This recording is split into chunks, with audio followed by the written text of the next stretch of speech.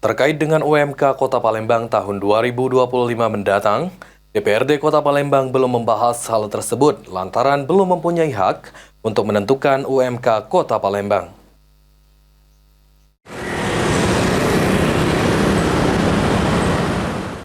Menindaklanjuti arahan Presiden Prabowo Subianto tentang kenaikan upah minimum buruh tahun 2025 sebesar 6,5%. Anggota DPRD Kota Palembang Duta Wijaya Sakti tidak banyak berkomentar.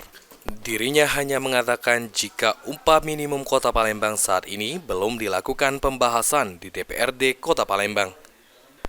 Dan saat ini DPRD Kota Palembang masih menunggu pembahasan bersama pihak kepengupahan dan wali kota Palembang terpilih nantinya.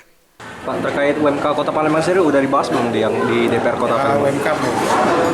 Itu seperti apa, Pak? Apa akan dibahas atau seperti apa nantinya? Nanti kita tunggu dari pihak pengupahan dan pihak wali kota Palembang.